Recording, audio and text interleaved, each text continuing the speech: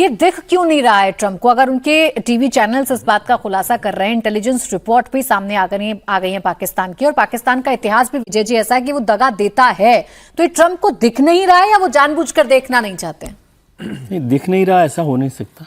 पाकिस्तान कोई नई चीज़ है नहीं, उनका बिहेवियर, उनका सब कुछ, ट्रंप उनको इस्तेमाल कर रहे हैं पाकिस्तान को। और ट्रंप साहब को आप जानते हैं, वो तो बड़े गुरु हैं, महागुरु हैं। जिस दिन तक उनको लगेगा कि पाकिस्तान की उनको ज़रूरत है ईरान के साथ बातचीत के लिए, या क्योंकि ईरान के साथ पाकिस्तान के रिश्ते रहे हैं और मुनीर के भी रिश्ते रहे हैं, तो उसको वो कैसे एनकैश कर सकते हैं, कैसे यूज कर सकते हैं, क्योंकि किसी बातचीत के लिए एक ऐसे लोगों की भी ज़रूरत होती है ना जिनकी दोनों के बीच में कोई रिश्ता हो, कोई बातचीत हो, कुछ काम कर सकते हो। मैं नहीं समझता, फॉक्स ने जो लिखा उसमें कोई गलत नहीं है, जो बात हुई यहाँ पर हुई उसमें भी कोई गलत नहीं है, लेकिन ट्रंप को ये सब कुछ जानकारी है। हो सकता है ये बात खत्म हो जाए किसी दिन, ज़रूरत नहीं हो। और ये भी मान लीजिए खत्म होने की बात तो छोड़िए, आज पाकिस्तान उसकी भूमिका में कहीं पर उनके मददगार के तौर पर साबित नहीं हो तो ट्रंप एक ही दिन में उनको अलग कर देंगे। इसलिए ट्रंप नहीं जानते हो ऐसा नहीं है, ट्रंप को अभी लगता है कि उनकी कुछ ज़रूरत है पाकिस्तान की या मुनीर की, इसलिए वो उनका इस्तेमाल कर रहे हैं।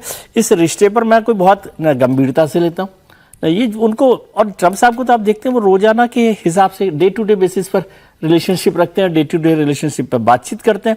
उनको आज तक लग रहा है कि इस्लामाबाद टॉक्स, मान लीजिए ये फेल हो जाती है तो कहते हैं कि मुनीर ने धोखा दिया, ये पाकिस्तान ऐसा करता है इस्लाम, इसलिए उन पर कोई वो बात नहीं है। अभी उनको लग रहा है कि पाकिस्तान उनके लिए एक मददगार हो सकता है या कार्ड के तौर पर काम में लिया जा सकता है।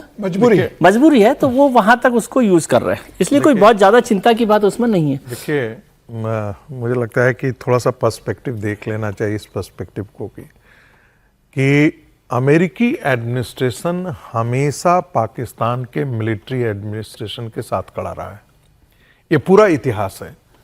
अब 1976 में आप चले जाइए तो जिस चीन की आज हम बात कर रहे हैं, चीन को अमेरिका के करीब लाने वाला कौन था? उसका मिलिट्री रेजिम था। इसके बाद जब जो है वो पाकिस्तान के जितने भी मिलिट्री रेजिम रहे, चाहे जियाउल हक हो तो वो भी उनके करीब थे। फांसी पर लटका दिया, बेनजीर भुट्टो को लटका दिया। आपने कभी अमेरिका को बोला, उसका विरोध करते हुए सुना? कभी डेमोक्रेसी की बात सुनी? देखिए, अमेरिका का डेमोक्रेसी, ह्यूमन राइट्स, ये सारी चीजें जो है ये सब फेकेड है।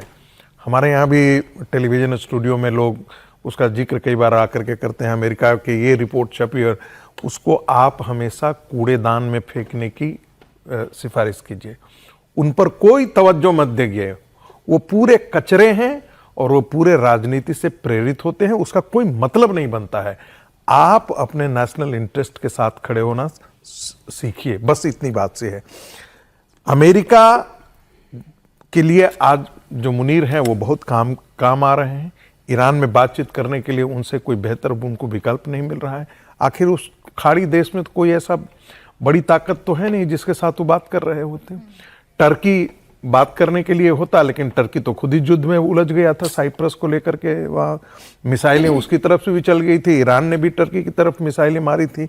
तो एक अकेला एक था जो वाकई वॉशिंगटन डीसी के इशारे पर काम कर सकता था, मैसेज पासिंग के लिए, मैसेज रिसीविंग के लिए, वो काम पाकिस्तान कर रहा है और इसलिए उसका वेन्यू है। इसमें इसको आप देखने वाले इस तरीके से भी देख रहे हैं कि भारत जो है उसका उस पर जो है वो पाकिस्तान का एक डिप्लोमेटिक एज हो गया, बड़ा इंपॉर्टेंस हो गया। देखिए, इसका कोई मतलब नहीं है। ये सब कोई जानता है कि पाकिस्तान जो है उसके अंदर टेररिस्ट ऑर्गेनाइजेशन फलते फूलते हैं और उनको राजनीतिक संरक्षण मिलता है, मिलिट्री संरक्षण मिलता है, उन्हीं के अंदर वो फलते हैं। इसके बाद ओसामा बिन लादेन पकड़ा गया था ना, अमेरिका के पाकिस्तान के अंदर ही पकड़ा गया था ना। थोड़े दिन के लिए रिश्ते खराब हुए, बाकी क्या। ट्विन टावर अमेरिका के अंदर गया, उसकी सीनेट की जो रिपोर्ट आई थी उसमें सऊदी अरब का भी नाम था कि उस साजिश में सऊदी अरब, वो कभी पब्लिक में आया क्या? वो पब्लिक में नहीं आया। तो ये टेररिस्ट ऑर्गेनाइजेशन इस पूरे रेजिम में फलते फूलते रहे हैं। अमेरिका इनके साथ, अमेरिका को डेमोक्रेसी में कोई दिलचस्पी नहीं है। अमेरिका अपने नेशनल इंटरेस्ट को बेहतर तरीके से एक तानाशाह के जरिए करवा सकता है, एक डेमोक्रेटिक लीडरशिप के साथ। दोनों अपने अपने हित साध रहे हैं।